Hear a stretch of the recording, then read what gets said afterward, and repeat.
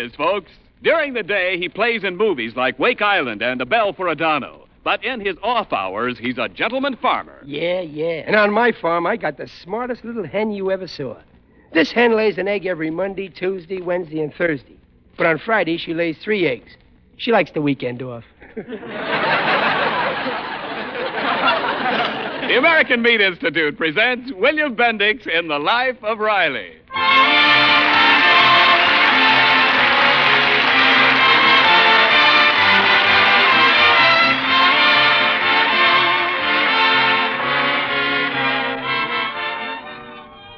The meat people of America, providing a great food for a great nation.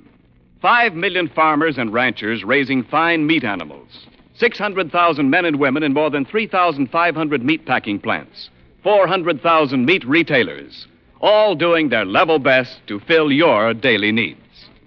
On behalf of all these, the American Meat Institute brings you The Life of Riley.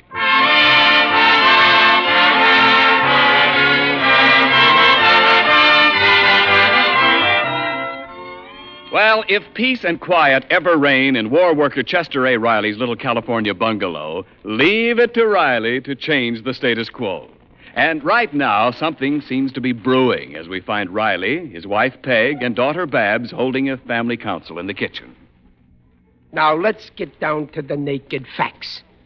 2 weeks ago, I came home from work and I hand you 4 $5 bills. Yes, we know that. And I say to you, Dumpling, here's $20.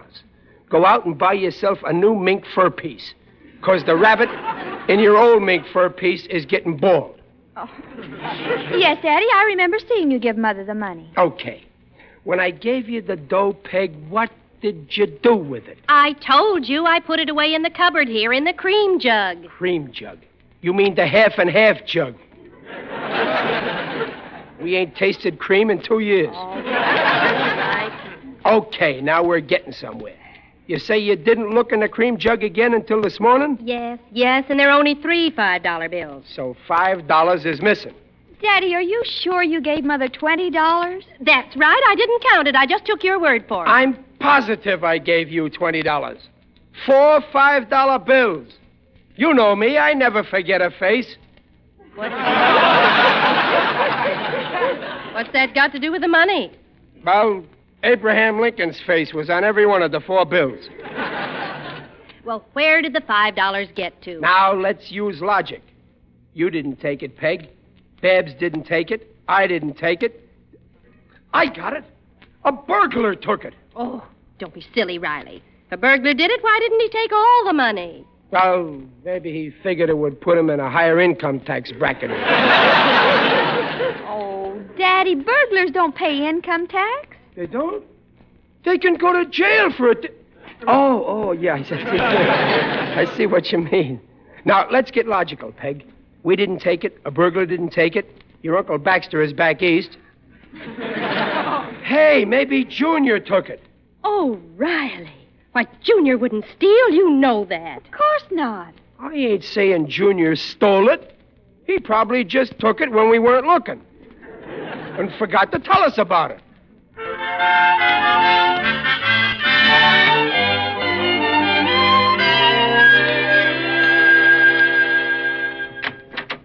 Hi, Junior. How's my favorite son, huh? Okay, Pop. Junior, look, did you borrow $5 from the cream jug?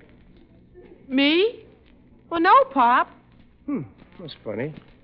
I wish I knew where that $5 went to. I like to know what happens to all our income and outgo so I can balance my books. You don't keep books, Pop. Well, sure I do, mentally. And if there's $5 missing, I'm mentally unbalanced.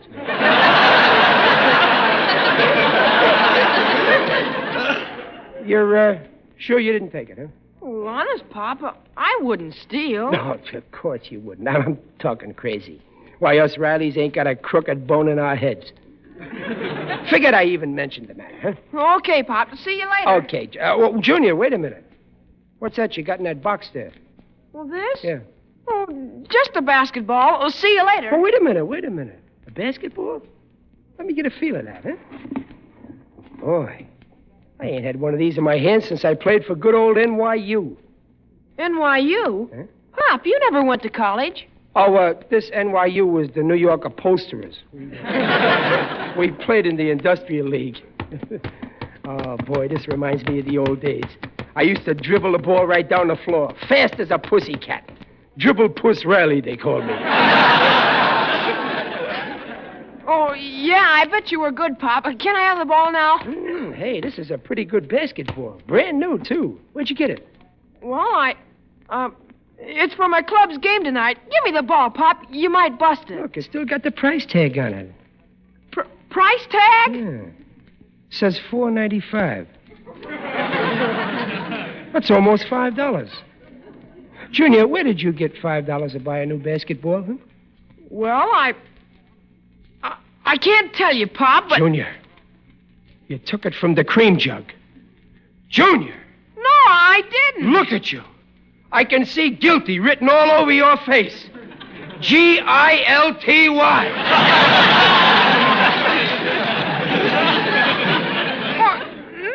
Pop. How could you do a thing like this? Stealing from your own family. Didn't I give you the right kind of upbringing? Didn't we always sneak into the theater to see them crime don't pay movies?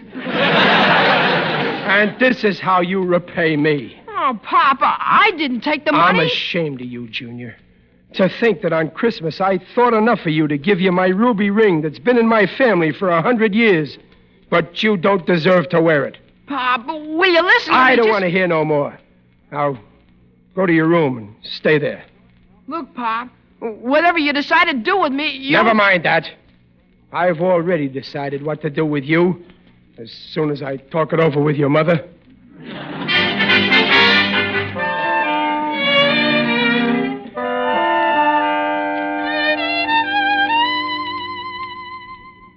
Oh, Riley, I just can't believe Junior'd steal. Neither can I, Peg, but the evidence is as plain as my face. Peg, there's only one thing to do. I'm going to give Junior a licking. A licking? Oh, but Riley, Junior's a big boy now. Now, don't worry, I can protect myself. That boy needs a good old-fashioned shellacking, and he's going to get it. Oh, now, Riley, look, you're just a little excited. Now, Peg, no arguments. I know how to bring up my son. Well, he's my boy as much as yours. Oh, okay, I'll only lick my half. Now, look, Riley, you don't want to do something you'll be sorry for. Couldn't you just give him a good talking to? After all, it was only $5. Only $5. Yesterday it was cookies. Today it's $5. Tomorrow it's Fort Knox. Don't you see, Peg, this has got to be snipped in the bud. Well, I suppose you're right. I'm glad you see it my way. Riley, what are you doing? I'm taking my belt off. Oh, you think it's best to do it with a belt? It's the only way. Oh, but Riley, a belt. Oh, I know. I feel the same way. When I think that just a few years ago he was just a little baby, and now... Oh, this is one of the worst features of being a parent. But duty is duty, and no matter how unpleasant it is, it's got to be done. Oh, I guess you're right. Okay, here's the belt. Go and do it. Me?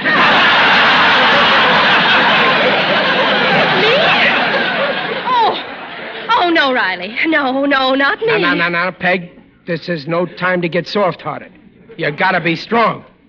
You lick him. I'll cook the dinner. Well, why can't you be strong? It was all your idea anyway. You're the one who's getting soft-hearted. No, it ain't that, Peg. I just couldn't use my belt on him because... Because what? Well, who'll hold up my pants? Well, I'm certainly not going to do it. Okay, give me the belt. I started this, and I'll see it through to the end.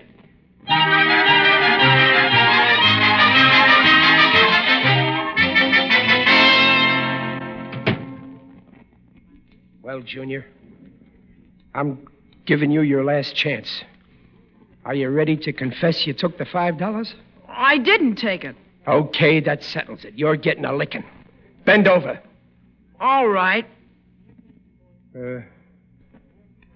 Wait a minute. I'm giving you your last chance. Are you going to confess? No.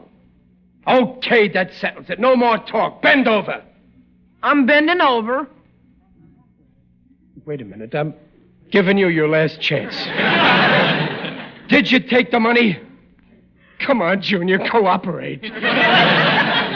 I told you I didn't. Okay, that settles it. I ain't the type that shilly-shallies. This is the end. Come on, bend over. All right, get it over with. Don't tell me what to do. You gotta be taught a lesson. Well, I might as well get it over with.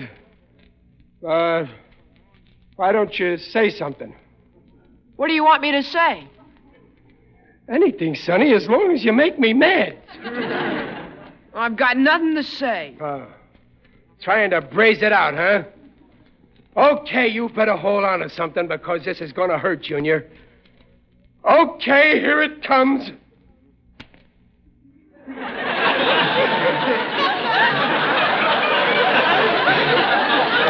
And let that be a lesson to you. Is that all, Pop? Well, don't think I'm getting soft-hearted. The reason I stopped is it's on account of the war effort. The government wants us to conserve clothing, and if I gave you the licking you deserve, I'd wear out the seat of your pants. So I'm postponing your licking until the war's over. That's okay with me. But I'm still going to punish you. You ain't playing in the basketball game tonight.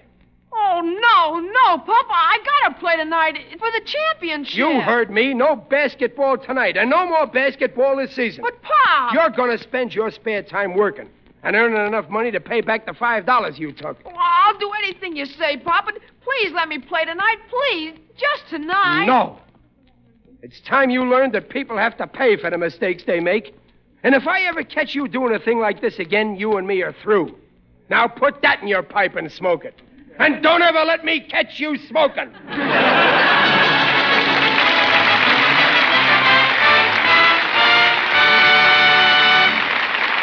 In a moment, we'll find out more of the mystery of why Junior took the $5. Or did he? Right now, this is Ken Niles speaking for meat. On all sides these days, we're hearing this question. Where's the meat? Well, all kinds of meat, including the choicer cuts, such as steaks, roasts, and chops, are going to the armed forces, including established Army and Navy bases, to military rest homes, to training centers, to Army and Navy hospitals, and on to ships and submarines with refrigeration facilities. Now, against the slightly decreased all-over meat supply, the government has the greatest meat needs in history, nearly 1/3 of our total meat supply. Tonight, I'm going to try to analyze the current situation here at home. Perhaps when you think of meat, you think in terms of steaks, roasts, and chops. Did you ever realize that even in peace times, there never were enough of these choice cuts to go around? But where are these cuts going? Well, you know that the men right at the fighting front get most of their meat in the form of compact, easily transported rations which do not require refrigeration. But they do get their meat, and lots of it, and they get it regularly. Yes, millions of tons of meat are going to our fighters on 5 continents, on 7 seas. It's plain arithmetic. When war needs go up, the amount of meat left for civilians goes down. The War Food Administration estimates that there will be 127 pounds of meat per civilian this year, as against 143 pounds in 1944. That's less for us, but it will keep up the supply for the boys at war, and that is the #1 job of your meat industry. All meat, regardless of kind or cut, is a yardstick of protein foods because meat measures up to every protein need. And now back to The Life of Riley with William Bendix as Riley. Well, Riley is still convinced that Junior stole $5 from the cream jug and is determined to punish the boy by not allowing him to play in the championship basketball game tonight. But, Daddy, couldn't you let him play just tonight? No. I said no basketball for Junior until he pays back the $5. I know, but he could start his punishment tomorrow. Let him play tonight. The game means so much to him. He's got to be taught a lesson, Babs. You'll understand better what I'm doing when you become a father. I mean, when you... No. Oh, but Riley, isn't it enough that you gave him a whipping? Whippings are all right in their place, but you also got to impress the boy's mind. Poor Junior. He made a date to take his girlfriend, Marilyn Morris, to watch him play. Now I guess he'll have to stand her up. If she's the right kind of girl, she'll wait for him until he gets through paying his debt to society. For heaven's sake, Riley, stop talking as if Junior was a criminal. Well, that's what he practically is. No wonder he was so broken-hearted when Shaky got frozen stiff. Now, look, Wait a minute, Riley, Fred. don't you think you're being... Junior, is that you at the front door? Yeah, it's me. Come in here. What do you want? I thought I told you you can't play basketball tonight. Well, I'm not going to play basketball. I'm going out to see if I can get a job, like you said, to pay back the money. Oh. Okay, if it's for a job, you can go. Junior? Yeah? Be careful how you cross the street. Don't worry, I'll be careful. Who's that at the door, Junior? Oh, it's Mr. Odell, the undertaker. Well, tell him to come in. I am in. Greetings, Riley.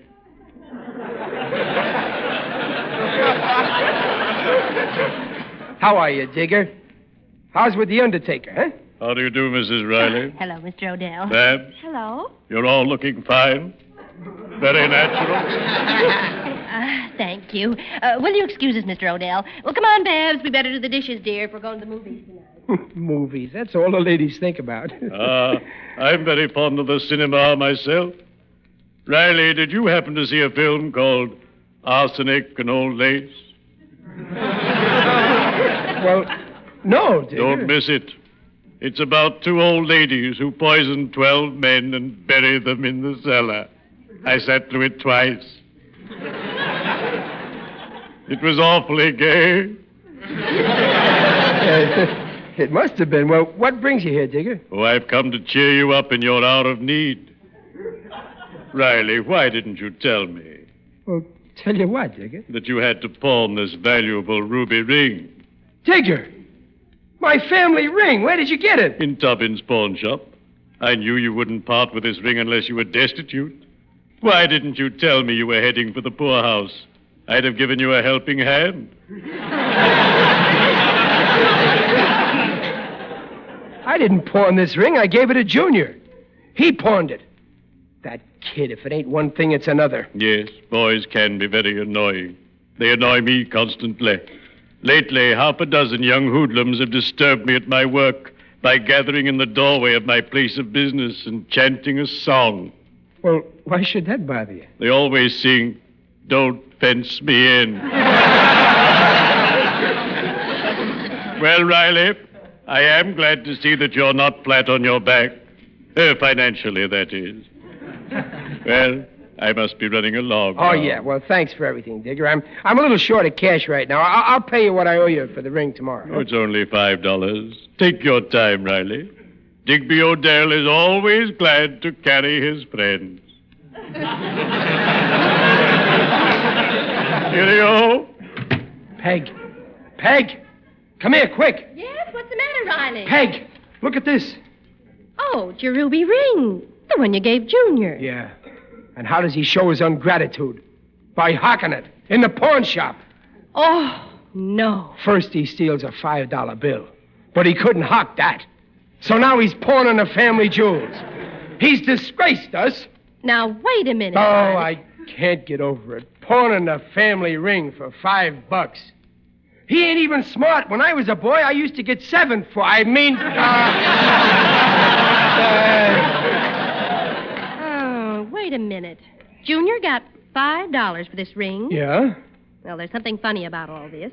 The basketball cost $5, and he got $5 for the ring. Then why do you have to take $5 from the cream Riley, are you sure you gave me 4 $5 bills? Oh, sure, I'm sure. Well, maybe you lost a bill or dropped it on the floor or mislaid it. Peg. I remember perfect.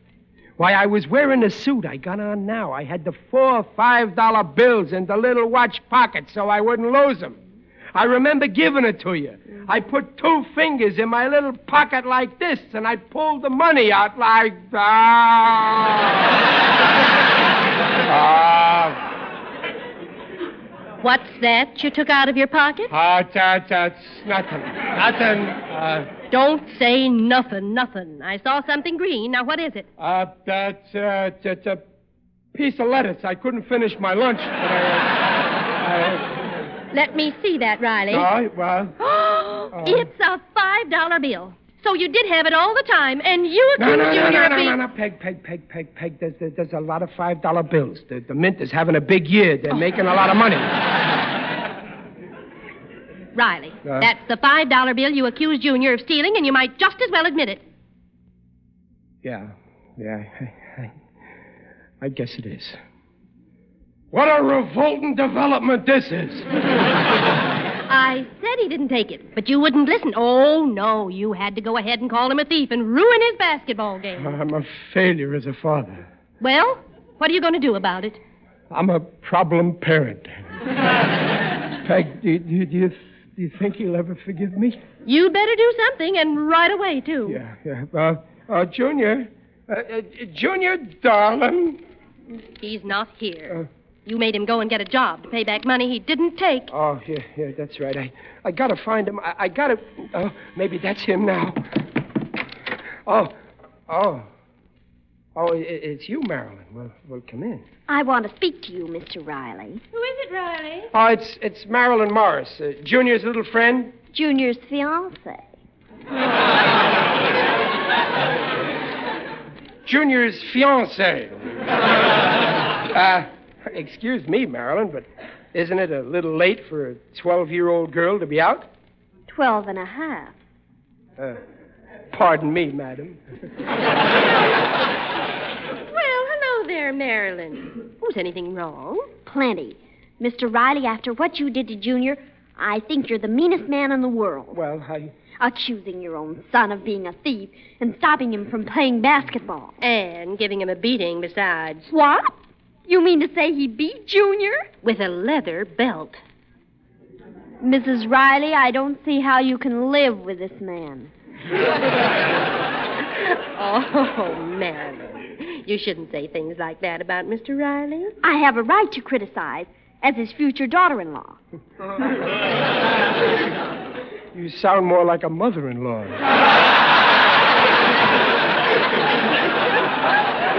Well, anyway, we know now that Junior's innocent. Yeah, but he didn't have to pawn the family ring. Oh, but you don't understand. He had to pawn the ring. Otherwise, his club would have called him a thief. What? Nobody's gonna call my boy a thief. Just a minute, Marilyn. What's all this about Junior's club? Well, Junior's treasurer, and he lost the $5 that the club saved up to buy a basketball. So he pawned the ring. Well, why didn't he tell me about it? Well, he knew how much the ring meant to you, and he didn't want to hurt your feelings. Oh, I see. You see the kind of a son you have, Riley? Gee, how can I ever make it up to him? I got to do something nice. I know. I'm going to buy him a new lawnmower.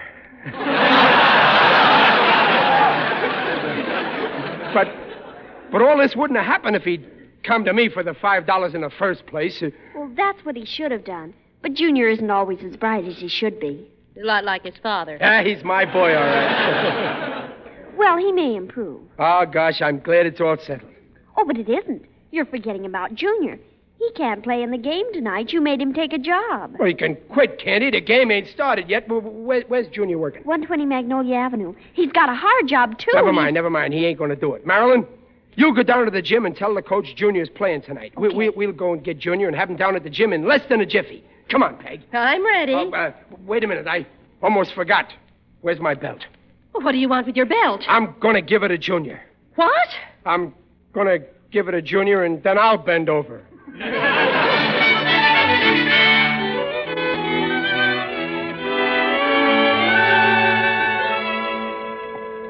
$120. Here's the place, Peg. It's a funny place for Junior to work, a private house. He's too young to be a butler. Junior. Mom, Pop, I'd have brought home the $5. You didn't have to come for it. No, Junior, you don't understand. Everything is okay. But what do you We know all about everything, and I ain't sore about you pawning the ring, and you're playing basketball tonight, and will you take me back as your father? Oh, gee, Pop, sure, but... Come on, Junior, dear. You'll miss the game. But I can't leave my Oh, job. you go to the game. Whatever you're doing, I'll do it for you. You will? Gosh, thanks, Pop. Well, hurry up, Junior. Oh, so long, Pop. So long, Junior. So long, Peg. Have a good... Oh, wait a minute. What am I supposed to be doing here?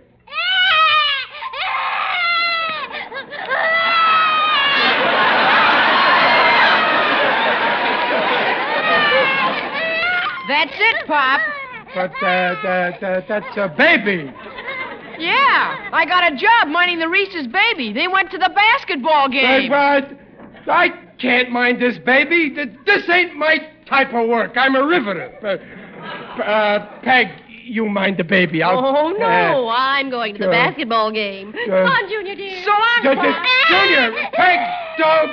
Peg. Pipe down, you. I'm not talking to you. Don't go. There, baby. There. Riley Party will pick 'em up. Holy smoke, is this kid homely? All right, you're beautiful, love. I got this kid in the palm of my hand. Listen, baby, will you please dry up?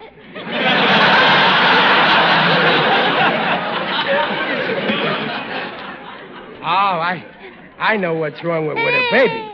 Oh, yeah, you ate too much. Wait a minute. Rowdy Party knows what to do. He's going to pat you with a back and make you feel better. Yeah. Ain't that nice?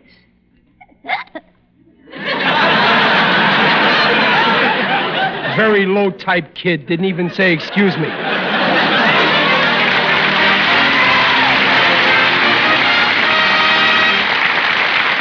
The Rileys will be back in just a moment.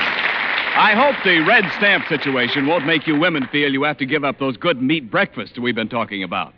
For a good meal to start off the day, let's say you'd like to serve each member of your family of 4 a slice or 2 of bacon with the breakfast eggs. You can do it with only 1/4 pound or 1 ration point. If you want to serve some good nutritious liver with it, watch for pork or lamb liver, which requires no points. Or liver sausage, which is delicious when served hot at breakfast. That's point-free, too. And how about that good old English dish, grilled kidneys, that rate close to liver in proteins, minerals, and vitamins? That won't take any of your precious points either. Though you see, there's more than one way to keep the proteins of meat in your breakfasts. All meat is rich in the right kind of proteins, right for growth, right for tissue repair, right for good red blood. That's why meat is a yardstick of protein foods, because meat measures up to every protein need. And remember, these nutritional statements just made about meat are accepted by the Council on Foods and Nutrition of the American Medical Association. And now, here's a word from the star of our show, Riley himself, William Bendix. Folks, there's a war on. No, I don't mean the one that the Germans and Japs started and that the United Nations are going to finish. I mean the war against infantile paralysis, the deadly enemy of your child and mine. So, let's all join the March of Dimes. Send your dimes and your dollars, if you can, to President Roosevelt.